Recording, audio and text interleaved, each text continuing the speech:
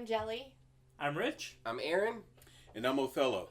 And by our fandoms combined, we're Fandom United. So I got a chance to check out Shazam this weekend. Special preview from Fandango. And I wish I'd known about that. Awesome.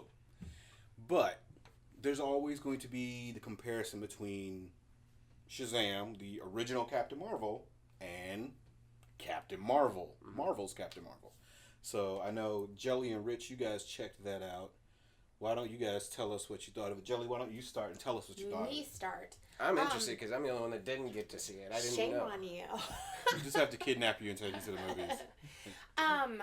I like Captain Marvel. I like that she's kind of like the girl next door. She's kind of like, you know, that chick you hung out with in high school, like a normal girl. She's not, and I love Wonder Woman, no offense to Wonder Woman, but that's kind of like a crazy ideal for girls to aspire to. And I think Captain Marvel is more of a normal looking girl. So is that why you liked her? Just because she wasn't super... Too perfect? Yes, it's just... Yeah. I was trying to choose my words carefully like in a 2019. petite, athletic, girl who pretty much had, just all the stuff that she was going through. You know, it was so relatable for me, I think, rather than, oh, I'm an Amazon and this is I don't know. So you liked her because she was average? More of average and a little more attainable. She's, somebody that I would have grown up with or some, So she was just a normal person that got into an accident that gave her superpowers, essentially. Isn't that how it always happens? Yeah, yeah. I mean, how many times did you try to get bit by a spider before you punked out when you were a kid, right? Twice. Twice. See?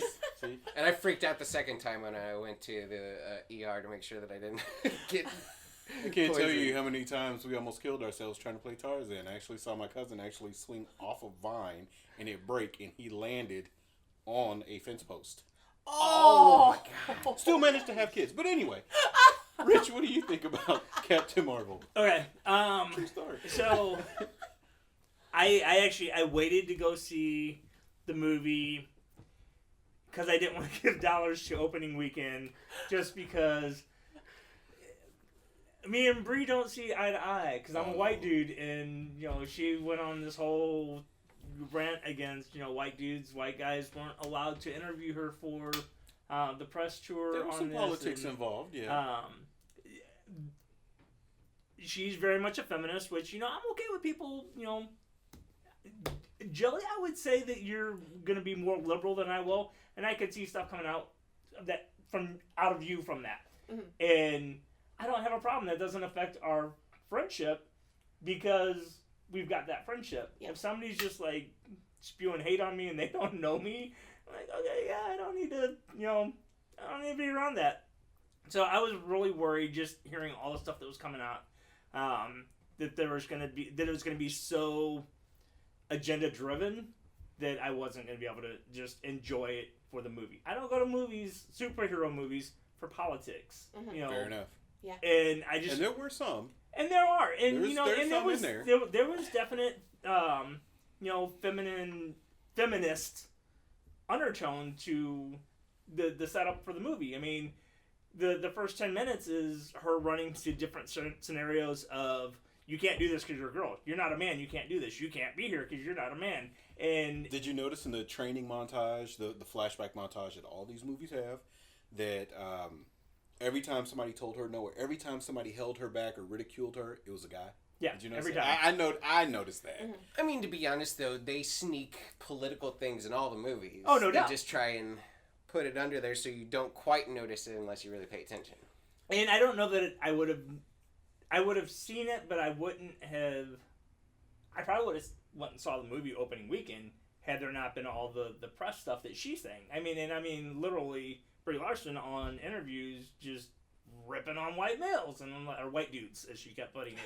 And I'm like, yeah, you know what? Not making me want to go spend money on your movie. I just, And she doesn't want you to. You're not who she's looking for. And I get that. And she even said that though, this movie was not made for you. And my daughter loved it. My 9-year-old daughter was like, And I asked her why, because I left the movie and I didn't, and not just for the politics. I just was like, nah, it's just a typical superhero origin story. I wasn't really blown away. The effects were great.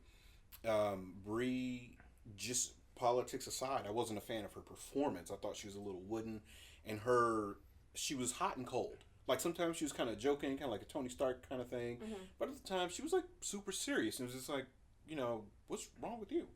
Drink some coffee or something. Like, wake up. So, but beyond all of that, I asked my daughter afterward if she liked it, because she tends to go to the movies with us and fall asleep because she's like, I don't care, but she's too young to leave her at home. So she sat up, she watched this one, and I said, babe, did you like it? She said, I loved it. And I said, why? She said, because finally the girl got to be the hero. So and I'm cool with that. That's awesome that she had that. And I loved it for the kids that felt the same way about Wonder Woman. I am not one of those guys who, like, oh, a girl can't be the main character. You know what? I can really like a movie where it's got the girl as the main character and have no problem with it, unless you're trying to tell me you must like this movie because the female character represents blah, blah, blah. Okay, now you just ruined it for me, because now I don't get to just watch the movie and enjoy it. Now I got to sort through the politics of it. And I will say that's a difference between Marvel and DC, because Marvel tried to make you think that this was the first, female-led action movie, superhero movie, even though it wasn't, and the first by a female director, even though it wasn't, because Patty Jenkins and Wonder Woman already beat you to the female star, the female director trope. And they did it better, I thought, except for the ending of Wonder Woman. I thought Wonder Woman was a better movie. I agree. Because I didn't really feel like there was anything political in it. I was just enjoying the story. And seeing that story of Wonder Woman told that had never been told before in a really human and relatable way. Well, and that was one of the things, too, looking at the comparison of how Gal presented herself when she was doing the tour junket for the movie. She's out there talking, and, I mean, she was building up women and empowering young girls to be, this hero. And it was a very positive way that she was doing that. And then when Brie came along a year later and starts doing it, it was all negative and, had that very leftist, feminist, I'm going to punch you in the face because you're a man kind of feel to it. There's a difference between empowering through positivity and empowering through negativity. Right. And I think that's what the two extremes were that we saw. And that's really what it was. And if you go back and look at there's actually some good videos out there on YouTube that show the comparison of the two. And it was very telling when I saw it. It's like a 10-minute video, and I watched it. I'm like, two totally different approaches. And I'm more of a positive person than negative, or motivated by positive than negative. And it's like, okay, I would much rather watch Wonder Woman than this. And I mean, overall, I enjoyed the movie. I thought it was a very fun movie. It's one I will still buy, and I was not protesting it. I wasn't telling people not to go see it. I was leery of it, and I was just like, you know what? This is where you let your dollars talk. The biggest thing that they look at two sets of numbers: opening weekend, and then overall what it did box office. And I'm like, you know what? 930 so far, 950 so far. I'm not limited to opening weekend for them. I'll go see it the next week, and I'll be okay. And then it actually took me, a couple weeks before I got around to seeing it. But, I'm glad that I saw it in theaters. It's a really good movie. I think anybody who goes to see it will enjoy it. But And now, it's getting close to $1 billion. Do you think that they did that on purpose, kind of doing the opposite of what Wonder Woman did? No. I don't think so. I think a lot of that is... That was more Brie Larson than it was. That's just Disney her personality and who she is, and Disney PR just kind of letting her go. Saying, hey, just, they're not giving her talking points. They want your star to be relatable. Just go out and be you. Well, that's just who she is. Okay. It's just, you have to just, accept the fact that that's just who she is. Which the thing that concerned me about her being... the role that she is, because she's Captain Marvel. Marvel being the operative word in that name, is she is the new heart of Marvel. 10-movie deal. When they introduced her, 10. They were going to. They announced her. Hey, this is Captain Marvel. She is going to be the new Tony Stark. She is carrying the next phase forward as we phase out the old cast. And she gets up there, and you could tell. I mean, she just had attitude like, I am it.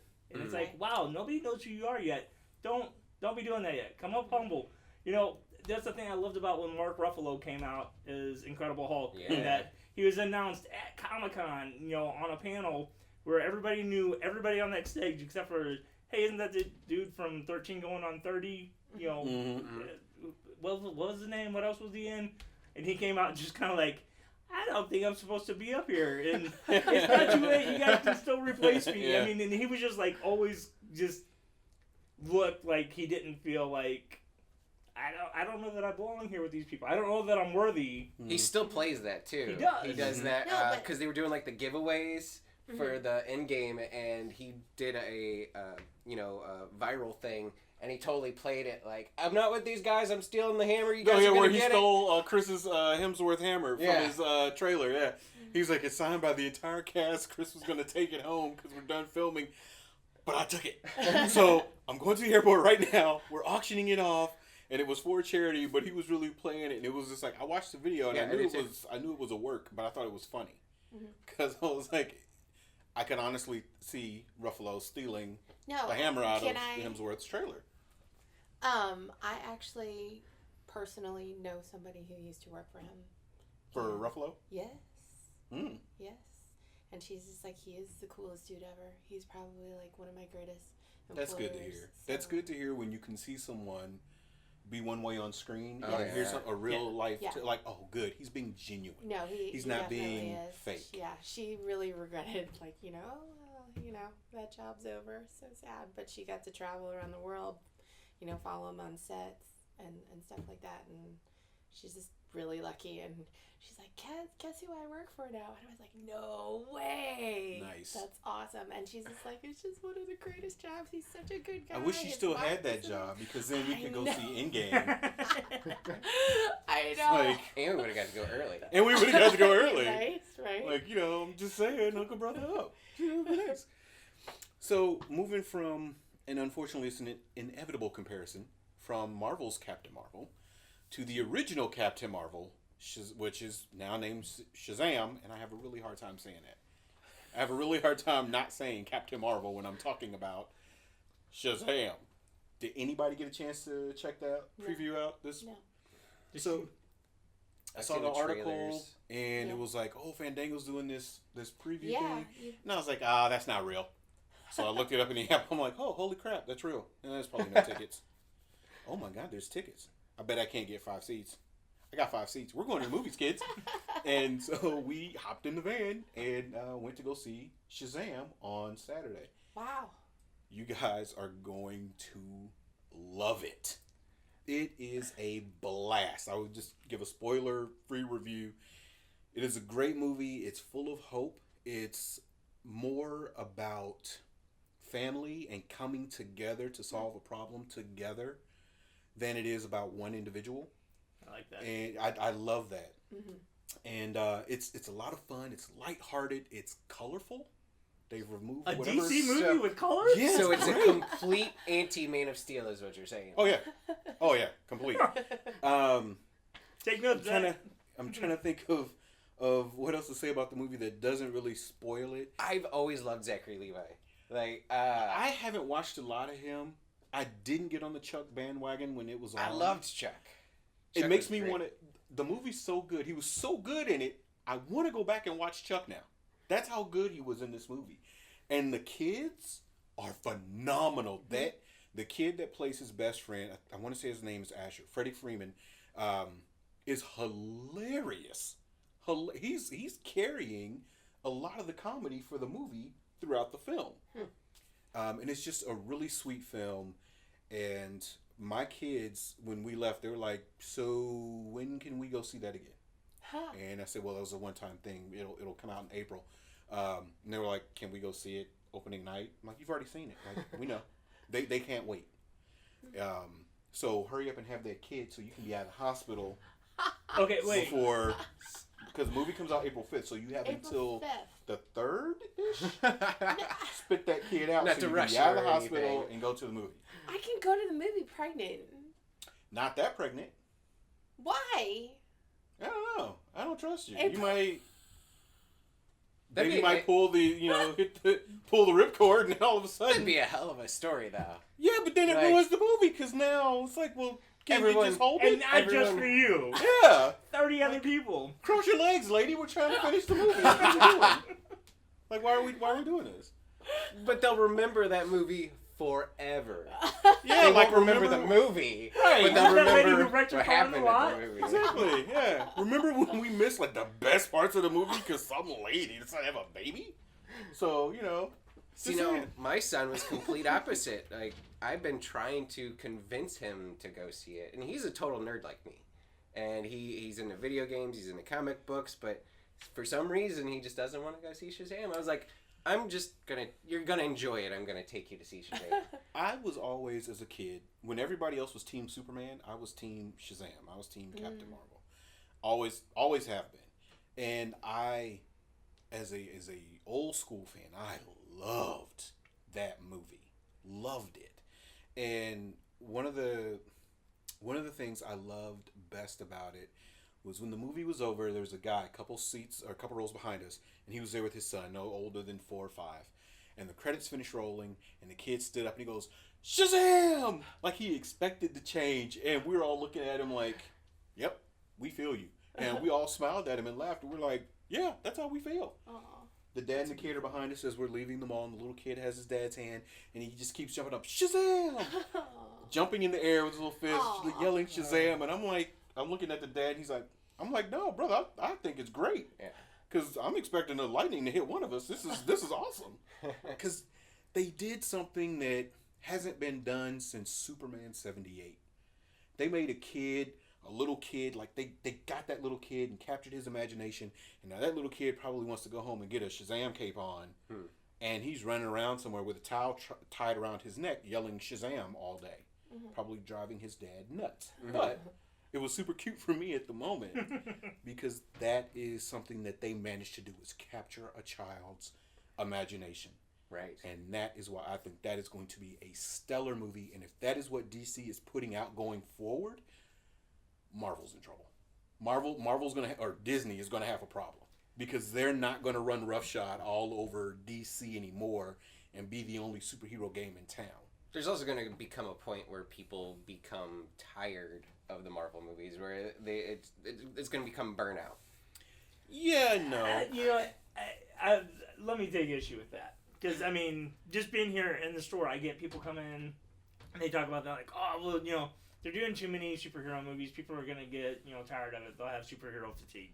And I don't think that that's the case. I think that it's been... Fanboys have gone so long without having good superhero movies. I mean, the 90s, yeah, we had the X-Men and Spider-Man and stuff like that, but they weren't great movies. They were pretty okay movies. We're getting good stories. We're getting good, effects. I mean, they're believable movies for the most part, at least the Marvel stuff is, and it created a new genre of film, whereas before people would like, oh, I like dramas, oh, I like romantic comedies, I like comedy, slapstick, whatever.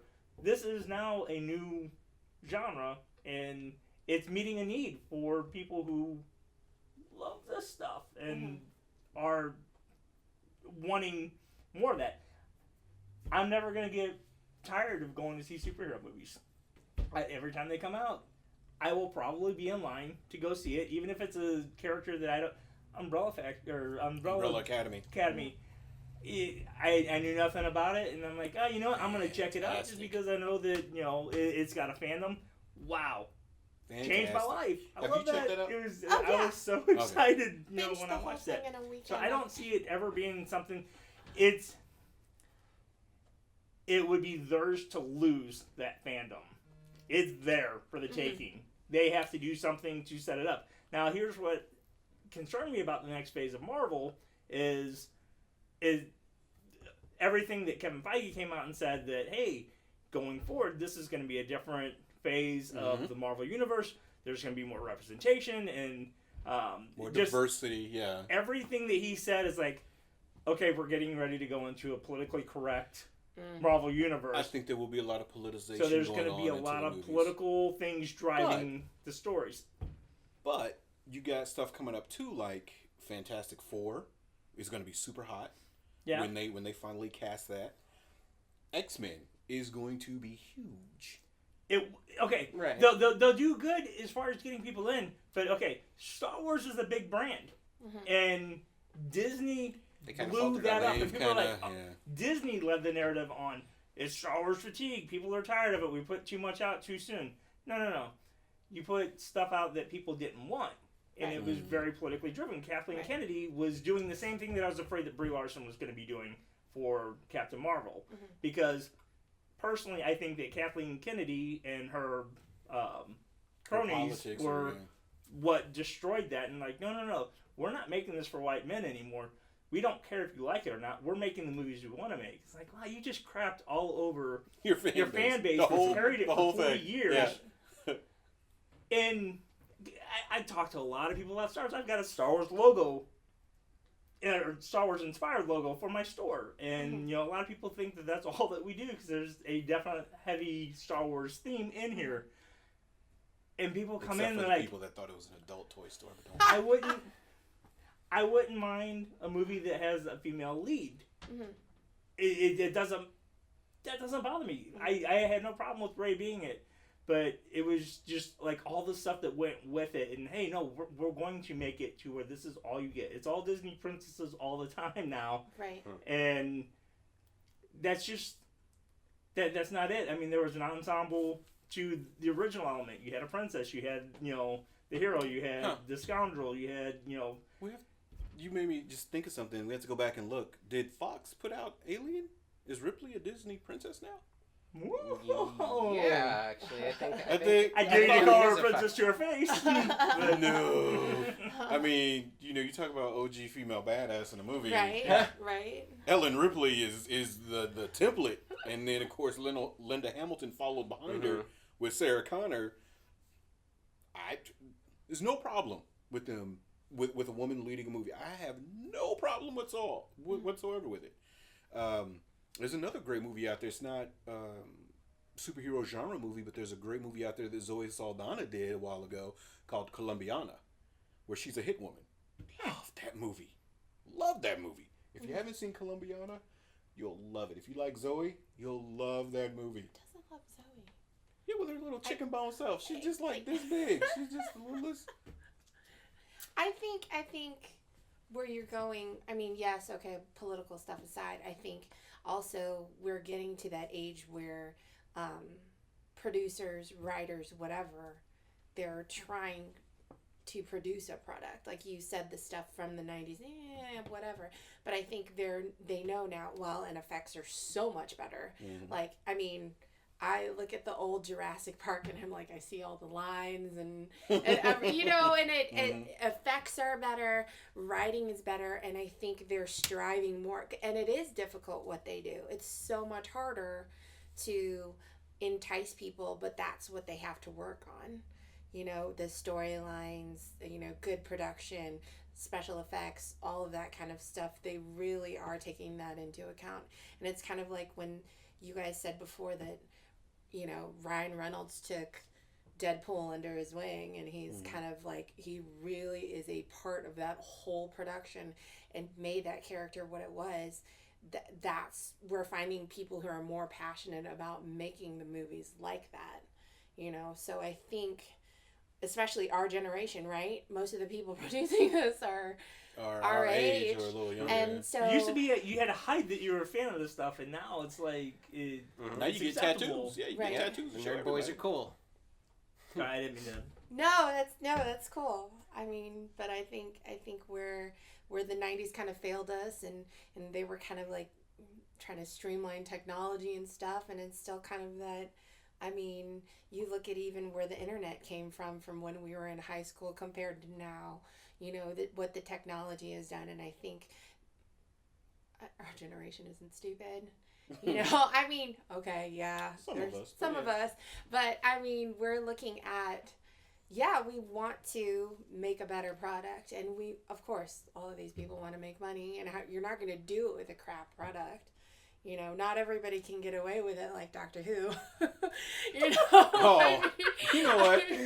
On that note, Shot across the bow. yeah, I think you're trying to take a shot at me personally right there. No, I love Doctor feel Who. kinda I attacked love right Doctor now. Who. I but like it that is- you can acknowledge that it's not good, even though you it's- like it. Because I I'm love right Just there with saying. you. But okay, the storyline, yes. The special effects, The string, no. hey, seeing the strings on the spaceship are a part of the charm. Oh yeah. Hey. Oh definitely. But I mean, still, like, you know, there's definitely you've got that really great campy storyline going for however many generations of this, and you can and it's known for it anyway. Now, you know. now before we run out of time, and Okay. I hate to stop you, but before we run out of time, see, and you're drinking water and you're pregnant, and that's what I said it.